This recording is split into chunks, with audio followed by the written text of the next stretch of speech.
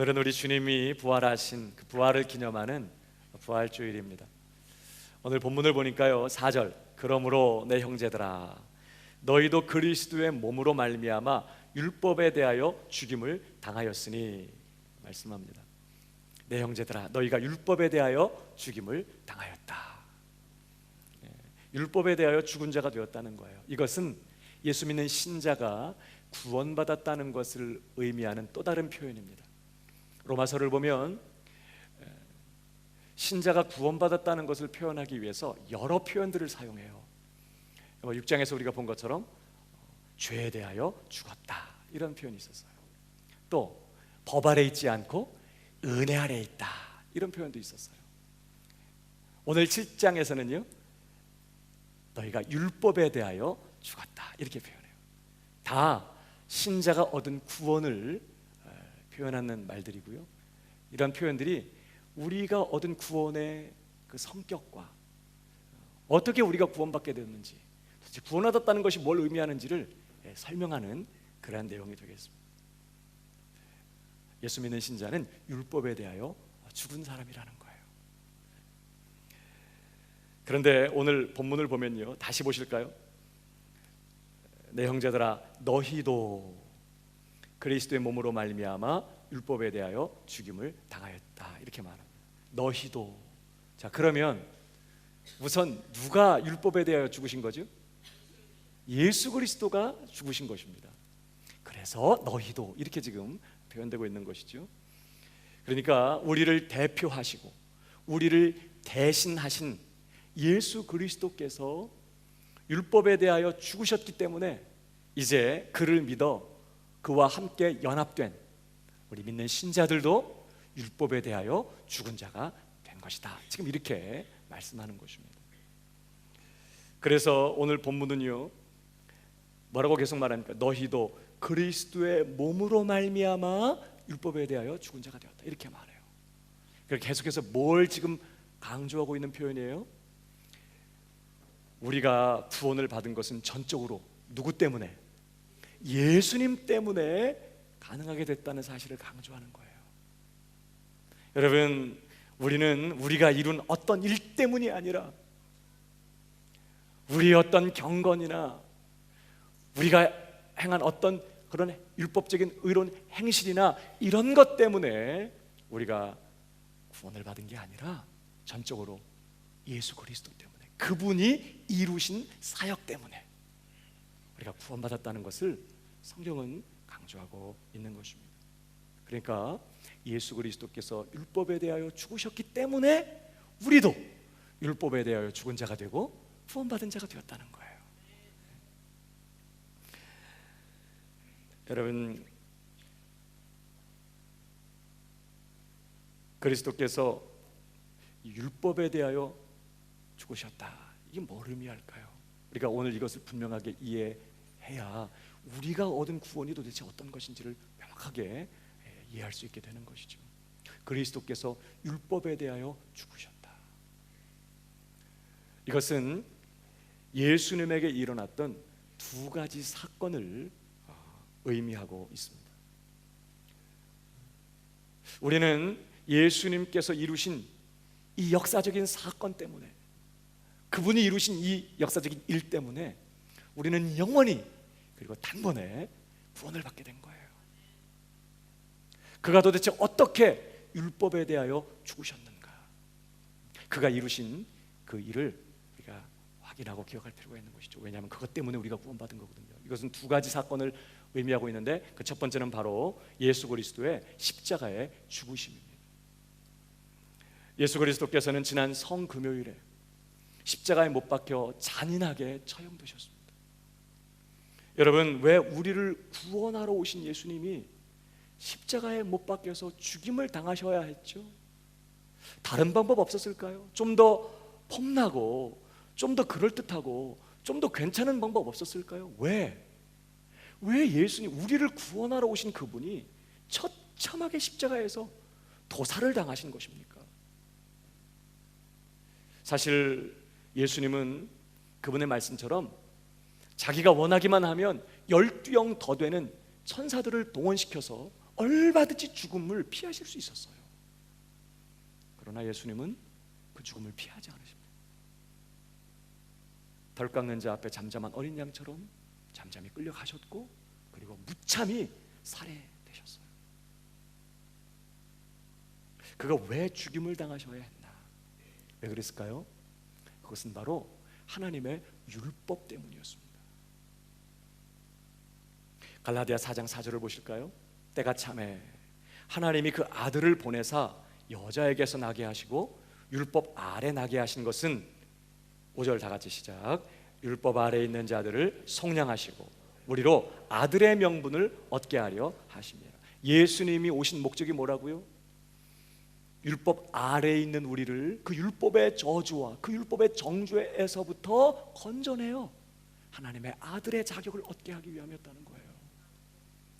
율법의 저주 아래에 있는, 율법의 정죄 아래에 있는 우리를 구원하기 위하여 주님이 오셨다. 지금 그렇게 증거하고 있는 말씀입니다. 여러분, 율법은 의롭고 거룩하신 하나님의 법이에요.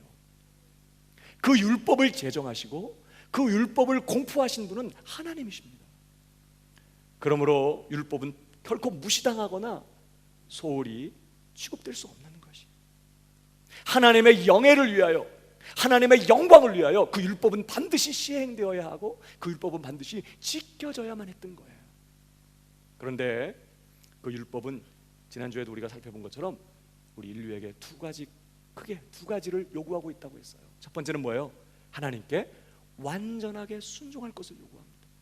창조주 되신 우리 하나님 앞에 우리가 완전하게 순종하여 전 존재를 다해 하나님 그분을 사랑하며 섬기며 그분의 명령을 따라 이웃을 내 몸처럼 사랑하는 순종, 이것이 우리가 하나님 앞에 드려야 될 마땅한 바인 것을 율법이 우리에게 가르쳐줘요. 완전한 순종을 요구해요. 그뿐만 아니라 율법은 불순종한 죄에 대한 형벌이 죽음이라는 것을 선언합니다. 마땅히 하나님을 공경하고 경외하며 순종해야 될 우리 인류가, 인생 사람들이 그 하나님 앞에 순종하지 않는 이 불순종의 죄에 대한 마땅한 형벌은 저주와 죽음이라는 것을 율법은 선언하고 죄인들에게 죽음을 요구하는 것이에요. 그러나 불행하게도 모든 인류는 하나님 앞에 순종하지 못했습니다.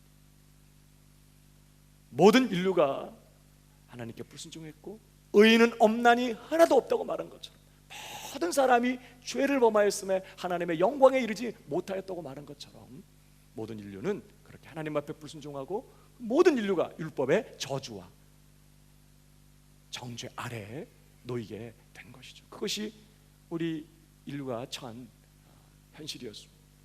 그런데 복음이 뭐라고요? 하나님의 아들이신 예수 그리스도께서 우리의 구원자로 오셔서 우리를 대표하시고 우리를 대신하셔서 그 율법의 요구를 완전하게 이루어 주셨다는 거예요. 그래서 예수님은 우리의 구원을 위하여 크게 두 가지 일을 하시는 거예요. 그 첫 번째가 무엇입니까? 그의 전 생애를 통해 완전하게 율법에 순종하는 삶을 사세요. 내가 온 것은 내 뜻을 행하려 함이라, 아버지의 뜻을 행하려 함이라. 예수님은 하나님의 뜻을 이루는 것을 자신의 삶의 목적으로 삼고, 아버지여 내 원대로 마옵시고 아버지의 원대로 되기를 원합니다라고 끝까지 기도하시면서 예수님의 전 생애는 하나님의 율법에 완전하게 순종하는 삶이었어요. 어느 정도로 순종하셨다고요? 빌립보서 2장 8절에 보니까 자기를 낮추시고 죽기까지 복종하였으니 곧 십자가에 죽으십니다. 그러니까 예수 그리스도의 십자가 사건은 그의 순종의 삶의 절정이었어요. 예수 그리스도가 어떻게 하나님 앞에 순종하시는지를 명백하게 드러내고 나타내는 그분의 순종의 극치, 바로 십자가예요. 그 정도로까지 완전하게 하나님께 순종하셨다는 것입니다. 더 나아가서 예수님께서는요, 우리를 대신하여 율법이 요구하는 죄값을 완전하게 치러주셔요. 첫 번째는 우리를 대신해서 순종하셨고, 두 번째는 뭐예요? 우리의 불순종에 대한 율법의 정죄, 바로 율법은 불순종한 자에게 사망을 선언했는데 예수님께서 그 죄값을 친히 우리를 대신하여 치러 주신 것입니다. 여러분, 히브리서 9장 22절을 보십시다. 같이 읽어볼까요? 시작. 율법을 쫓아 거의 모든 물건이 피로써 정결케 되나니 피 흘림이 없은즉 사함이 없느니라. 반드시 피가 흘려져야 되는 것이, 생명이 끊어져야만 죄가 속함을 받게 되고 죄가 씻김을 받게 되는 것입니다. 이것이 하나님의 정한 법이었어요. 그래서 예수님께서 십자가에 못 박혀 처참하게 죽임을 당하시는 거예요. 도살되었다고 표현하는 게 맞아요. 그렇게 우리를 대신해서, 그분이, 죄 없으신 그분이, 완전한 의인이신 그분이 우리의 죄값도 치러 주신 것입니다. 이렇게 예수님이 우리와 같은 사람이 되셔서 우리를 대표하고 또 우리를 대신하여서 완전하게 율법의 요구를 이루어 주신 것이죠. 여러분, 만약에 예수님께서 이런 일을 이루지 않으셨다면 절대 기독교는 없어요. 우리가 구원받게 된 것은 예수님께서 친히 그분의 몸으로 우리를 대신하여 하나님의 율법을 완전하게 이루어 주셨기 때문인 것이에요.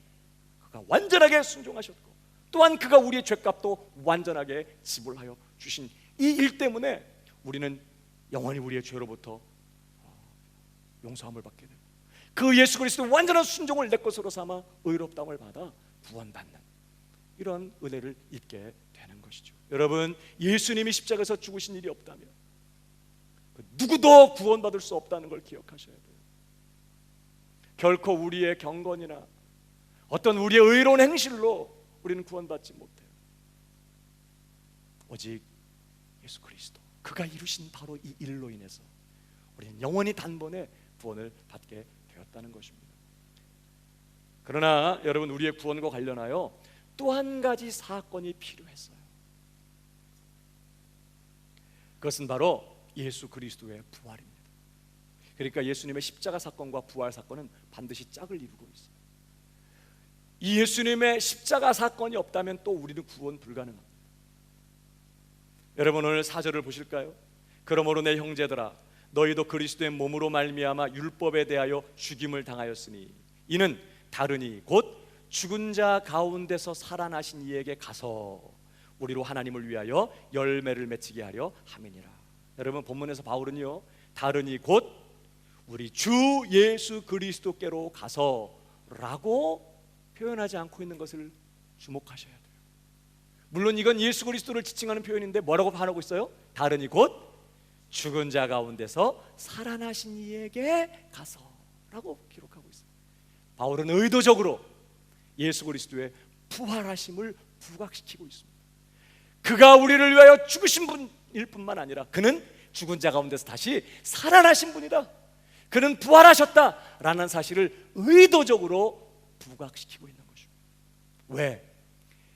예수 그리스도의 이 부활 사건이 우리의 구원에 반드시 필요했던 사건이기 때문에 그래요. 여러분, 왜 우리가 구원받는데 예수님의 부활이 필수적일까요? 왜 우리가 주님의 부활이 없다면 우리는 구원받지 못하게 될까요? 여러분, 예수 그리스도의 부활은요, 한마디로 예수 그리스도의 생애와 그의 죽으심으로 말미암아 율법의 요구가 완전하게 만족되었다는 것을 선언하는 사건이었어요. 그래서 이 부활은 적어도 두 가지 의미를 함축하고 있습니다. 첫 번째, 예수님의 부활은요, 우리를 대신하신 예수님께서 완전하게 율법에 순종하셨다는 것을 선언하는 사건이에요. 만약에 예수님이 율법의 하나라도 범하거나 그래서 어떤 하나라도 옥에 티가 있는 것처럼 흠이 있다면, 하나라도 율법에 불순종하고 범한 죄가 눈꼽만큼이라도 있다면 예수님 부활할까요? 못 할까요? 할 수 없어요. 죄의 삭은 사망인 것이에요. 율법 중에 단 하나라도 어기면 죽음이라고 했어요. 그러니까 여러분, 예수님이 부활하셨다는 것은 뭘 입증하는 거예요? 그는 죄가 없는 완전한 의인이시다. 그는 하나님의 율법에 완전하게 순종하신, 흠없이 순종하신 그런 의인이시다 라는 사실을 공공연하게 입증하는 사건이 예수님의 부활이었어요. 너희가 예수를 십자가에 못 박았으나 하나님께서 그를 그리스도와 주가 되게 하셨다, 이렇게 표현이 있는데, 여러분, 사람들은요 예수님을 십자가로 몰아갈 때 그가 하나님 앞에 신성모독 죄인이라고 그렇게 모함했어요. 자기를 감히 하나님이라고, 하나님의 아들이라고 불러서 자기를 하나님이라고, 그렇게 하나님과 동등한 자라고 한다고 신성모독 죄인으로 예수를 몰았어요. 많은 사람들을 기만하고 많은 사람들을 선동하는 그러한 이 로마 제국의 안녕과 평안을 위해서는 반드시 제거되어야 될 그런 사악하고 흉악한 죄인이라고 그렇게 몰아붙여서 결국 예수를 십자가에 못 박히도록 한 거예요. 그러면서 내려보라고, 네가 죄 없는 하나님의 아들 그리스도면 내려보라고 막 했거든요. 근데 주님 내려오지 못하시고 죽으셨어요. 그렇게 사람들은 예수가 흉악한 죄인이라고 그렇게 십자가형에 합당하다고 몰아붙였지만 누가 그를 살리셨다고요? 하나님이 그를 다시 살리신 거예요. 이것은 하나님께서 친히, 예수 그리스도는 무죄한 의인이며 그가 한 모든 말들은 거짓됨이 없는 진실이며 그는 완전하게 하나님 앞에 순종하신 완전한 흠없는 의인이시다 라는 사실을 하나님께서 그분의 부활을 통해서 선언하신 사건이 된 것입니다. 그러니까 예수님의 부활은 예수님이 율법에 완전하게 순종하셨다라는 사실을 확증하는, 선언하는 그런 사건이었어요. 동시에 예수님의 부활은요, 자, 예수 그리스도께서 우리의 죄를 대신 짊어지시고 죄값을 치르기 위하여 죽임을 당하셨는데, 자, 예수님께서 이제 죽은 자 가운데서 부활하셨다는 것은 그의 죽으심으로 말미암아 우리의 죄가 남김없이 이제 처리되고 우리의 죄가 남김없이 도말되었다는 것을 입증하는 그런 사건이 된 것입니다. 생각해 보세요. 만약에 형벌받을 죄가 아직 여전하게 남아있다면, 우리의 죄를 예수님이 다 짊어지셨는데 그가 찔림은 우리의 허물을 인함이고 그가 상함은 우리의 죄악을 인함이라, 우리는 양 같아서 그릇 행하여 다 각기 제 길로 갔거늘 하나님께서 우리 무리의 죄악을 그에게 담당시키셨다고 한 것처럼 우리의 모든 죄를 그가 짊어지셨는데, 만약에 아직 여전히 형벌받아야 될 죄가 남아있다면 예수님 부활할 수 있을까 없을까요? 못하죠. 계속 그 죄값을 치러야 되는 것이에요, 사망에 매여서. 그러나 그가 죽은 자 가운데서 부활하셨다는 것은 이제 예수 그리스도께서 십자가에서 죽으심으로 말미암아 우리의 죄값은 다 치러졌고 하나님의 진노는 영원히 사라졌으며 하나님의 공의는 완전하게 만족되었고 하나님의 심판은 이제 끝났다고 하는 그런 선언인 것입니다. 그러니까 부활은 뭘 의미한다고? 이제 우리의 모든 죄가 값을 치러버렸다는 것이에요. 우리의 모든 죄가 도말되었다는 것을 하나님께서 선언하신 그런 사건인 것입니다. 나는 너희를 위해 언약의 피를 흘린다. 그리고 주님이 죽으셨는데 그가 부활하지 않았다. 그러면 우리는 죄 사함 받았는지도 확인할 수 없을 뿐만 아니라 죄 사함 받지 못했다는 증거예요. 그가 부활하지 못했다면. 그러나 그가 부활하심으로써 우리는 드디어 확인을 받은 것입니다. 이제 우리 죄를 담당하신 예수님의 그 죽으심, 그 피 흘리심, 그 고난, 그 매맞으심, 그 수치와 모멸당하시고 능력받으신 그 모든 정말 고통 통하여서, 그리고 그의 죽으심을 통해서 우리의 모든 저주는 이제 사라지고 우리의 모든 죄값은 다 치러졌다는 것을 확인받게 된 것이 이 부활인 것입니다. 그래서 우리는 주님 부활하신 주일에 모여서 하나님을 예배하는 것이에요. 이 날이 우리가 구원받은 날이거든요. 하나님께서는 예수 그리스도의 부활을 통하여서 우리의 모든 죄가 이제 남김없이 처리되었다는 사실을 확증해 주셨어요. 그러니까 요약하면 예수님의 부활은 우리를 대신하여 우리의 모든 죄짐을 짊어지시고 또 우리를 대표하고 우리를 대신하여 우리를 구원하러 오신 예수님께서 율법의 모든 요구를 완벽하게 성취하시고 율법의 모든 요구를 완전하게 이루셨음을 선포하는 사건이 부활이었어요.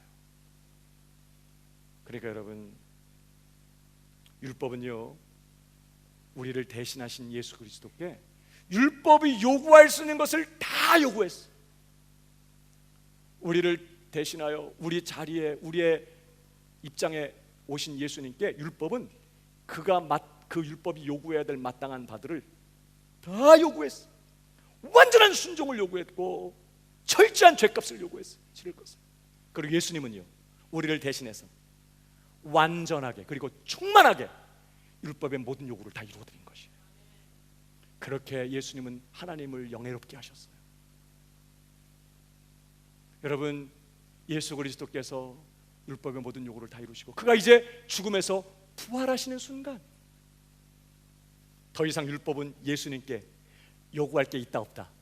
없죠. 이제 뭘 더 요구해? 다 이루었는데 율법이 요구할 게 남아있지 않아요. 그 어떤 것도 더 이상 요구할 수 없어요. 그 어떤 정죄도 할 수 없었고 예수님이 부활하신 그 순간 그가 완전하게 율법을 이루시고 완전하게 죄값을 치르시고 완전하게 순종하셨다는 것을 입증받는 그 부활의 순간 율법은 더 이상 예수님께 그 어떤 것도 요구할 수 없게 되어버렸다 이 말이에요. 이제 예수님은 더 이상 율법 아래 계시지 않아요. 이제 예수님은 율법과의 관계를 영원히 청산해 버리셨어요. 그가 다 만족시키고 다 이뤄버렸거든요. 율법의 요구를 완전하게 이루셨어요. 더 이상 이루어야 될 율법의 요구가 남아있지 않아요. 그것을 그리스도께서 율법에 대하여 죽었다 이렇게 말하는 것입니다.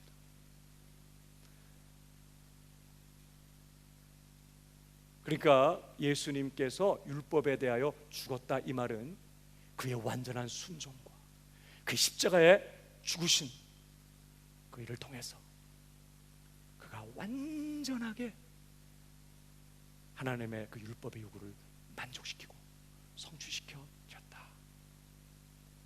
이제 더 이상 그가 율법 아래 있지 않다라는 사실을 의미하는 것이고 이 사실을 입증하는 사건이 부활이었다고요. 그러니까 여러분, 예수 그리스도께서 율법의 요구를 다 이루시고 그 율법에 대하여 죽으심으로 말미암아 이제 예수를 믿어 예수님과 연합된 예수 믿는 신자들, 저와 여러분도 이제 예수님과 연합되었기 때문에 저와 여러분도 율법에 대하여 죽은 자가 된 것을 믿으시기 바랍니다. 다시 말하면 우리도 율법의 요구를 다 이룬 자가 된 것과 같이 여김을 받는다 이런 뜻이에요. 우리가 예수 그리스도 안에서 완전하게 순종한 자로 여김을 받고 우리가 완전하게 죄값을 치른 자로 여겨지는 것입니다. 그리스도와 연합된 자는. 그래서 여러분 로마서 8장 1절 늘 우리가 확인하는 말씀인데 한 번 더 읽어볼까요? 시작. 그리스도 예수 안에 있는 자에게는 결코 정죄함이 없나니 믿습니까? 예수 안에 있기 때문이에요. 왜? 그가 다 이루셨어. 그가. 그래서 형제들아, 너희도 그리스도의 몸으로 말미암아 율법에 대하여 죽임을 당하였다. 이제 더 이상 율법이 우리에게 요구할 게 없어요.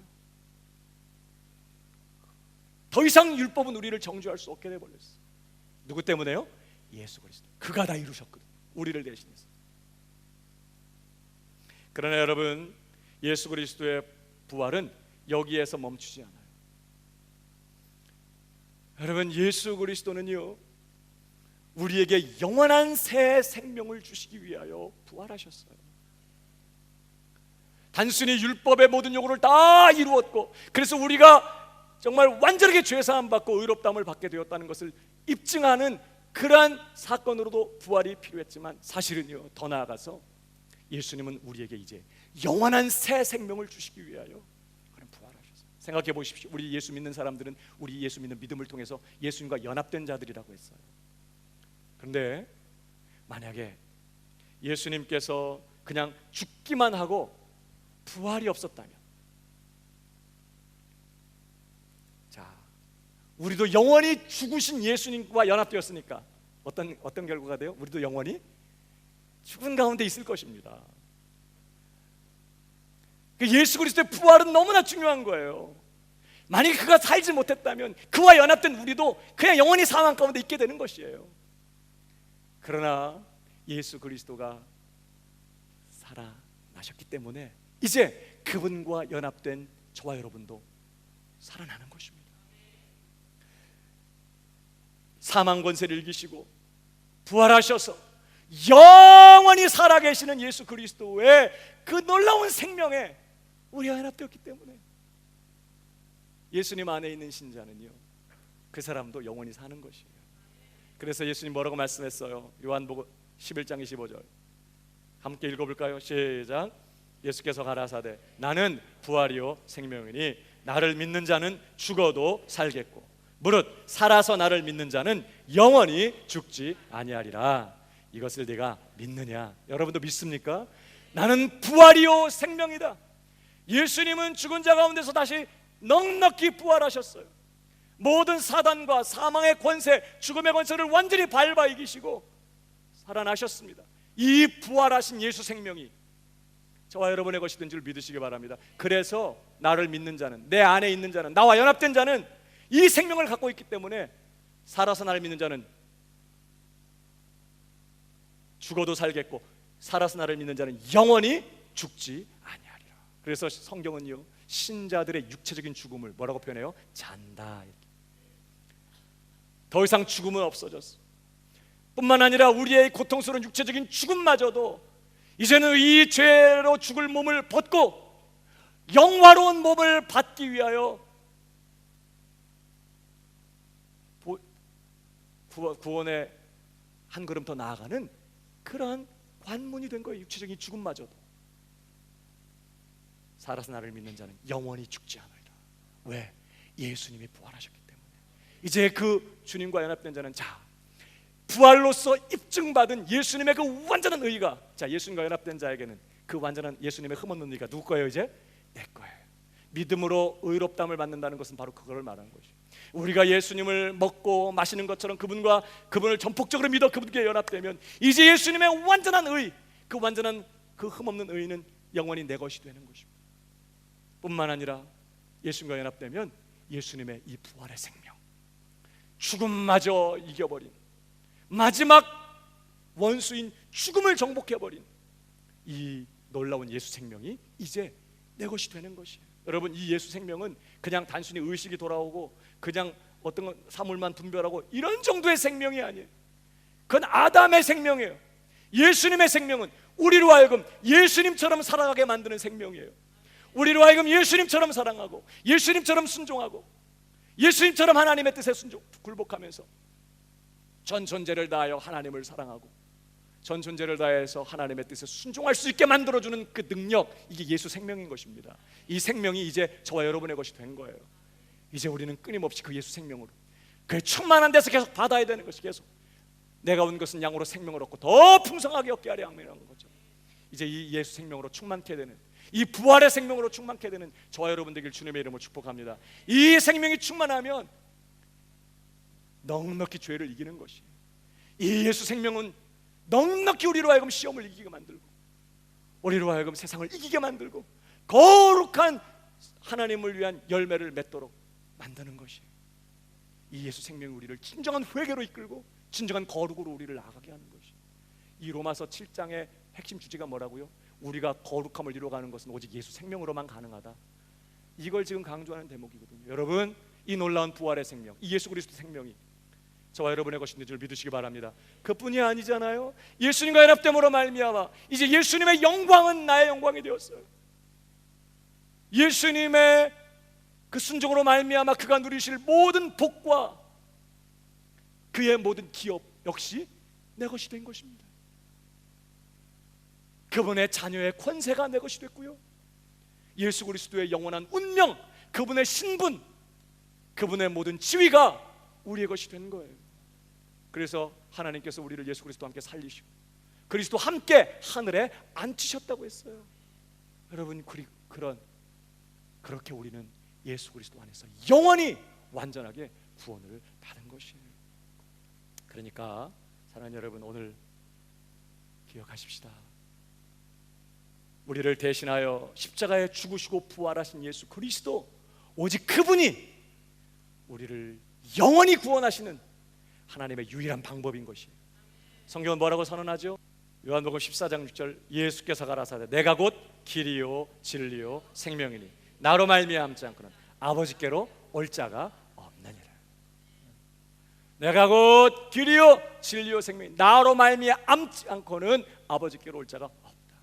여러분, 사도행전 4장 12절은 뭐라고 선언합니까? 다른 이로서는 구원을 얻을 수 없나니 천하인간의 구원 얻을 만한 다른 이름을 주신 일이 없어요. 오직 유일한 구원의 길은 우리를 위하여 십자가에 죽으시고 부활하신 바로 그 예수 그리스도, 그분만이 우리의 유일한 구원자가 되시는 것입니다. 여러분, 우리는 오직 그를 믿는 믿음을 통하여 이 완전한 구원을 우리의 것으로 은혜로 값없이 받아요. 많은 분들이 우리 기독교 신앙을 그저 윤리적이고 그저 도덕적인 그런 종교 생활로 생각합니다.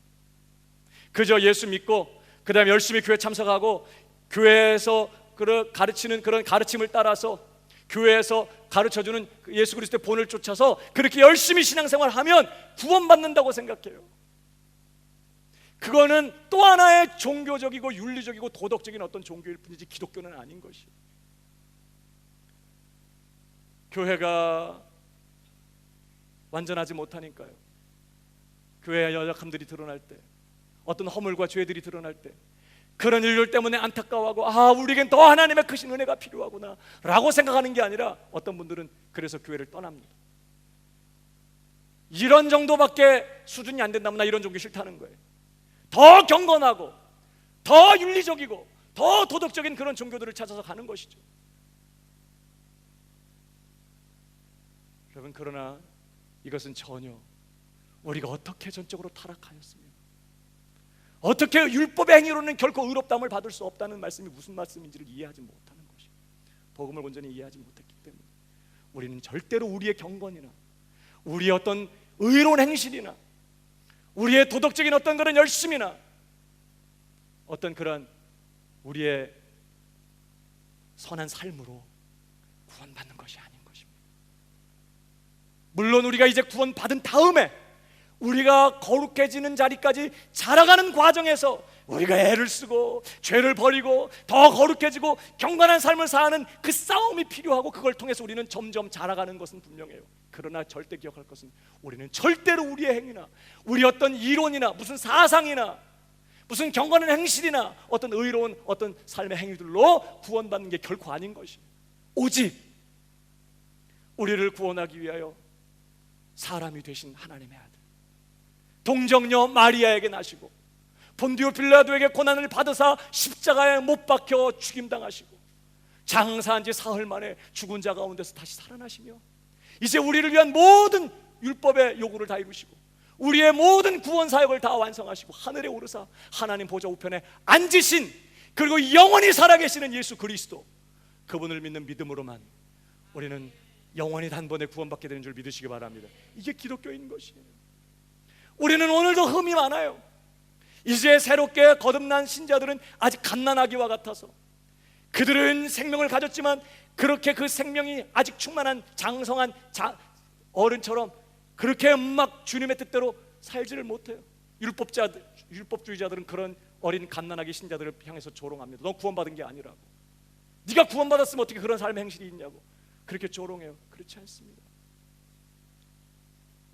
거듭난 신자는 진실로 예수 그리스도를 믿게 되고 그 은혜로 구원받게 된 신자는요, 시간이 가면서 점점 그 생명이 자라요.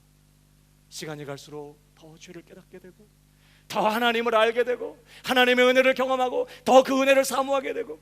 여러분, 결코 거듭나지 못한 사람들은 이렇게 모여서 예배드리는 자리에 있는 것을 부담스러워합니다. 예배드리는 것이 여러분의 기쁨이 되나요? 예배드릴 때 더 은혜를 사모하게 되고 예배 시간에 선포되는 복음의 말씀이 여러분의 가슴을 칩니까? 그러나 거듭나지 못한 사람들은, 예수 생명이 없는 사람들은 진리를 알지 못해요. 예배를 드리지만 이게 도대체 무슨 짓을 하는 거야? 복음의 말씀이 선포되지만 전혀 나와는 상관없는 이야기로 들려. 왜? 예수 생명이 없기 때문에. 그러나 예수 생명이 있는 자들은 은혜와 진리가 충만하신 예수님으로부터 생명을 공급받기 시작하는 자들은요, 드디어 진리를 알기 시작해요. 복음의 말씀이 자기 가슴을 때리게 되고, 아, 나 같은 것을 위해서 예수 그리스도께서 완전히 이루셨구나, 그 은혜로 값없이 나는 오직 믿음을 통하여 그분에게 연합되고, 그렇게 나는 완전히 율법을 이룬 자로 여김을 받고 의인이나 치감을 받고 영원히 구원을 받는 거구나, 그리고 구원받은 이후에 우리는 완성을 향해 자라가는 거구나 라는 진리들을 이해하기 시작하고 깨닫게 되고, 이제는 시간이 가면서 더 마음을 다하여 소원하게 되고 주님을 위해 거룩한 삶을 갈망하는 일들이 일어나는 것이에요. 여러분, 오직 우리가 구원받은 것은 예수 그리스도께서 그의 전생애와 십자가를 통하여 그리고 부활을 통하여 이루시고 완성하신 이 일 때문에 우리는 구원받게 되었다는 사실을 기억하고, 오늘도 이 부활의 아침에 이 은혜, 이 구원의 은혜를 주신, 우리를 위해 이렇게 완전한 구원자를 보내주시고 그를 통하여 우리를 영원히 단번에 구원하신 그 하나님의 구원의 은혜에 감사하면서 우리의 남은 생에 예수 생명 더욱 충만해서 이제 더 풍성하게 하나님을 위하여 거룩한 열매를 맺어가는 신실한 성도들로 승리하는 저와 여러분 다 되기를 주님의 이름으로 축복합니다.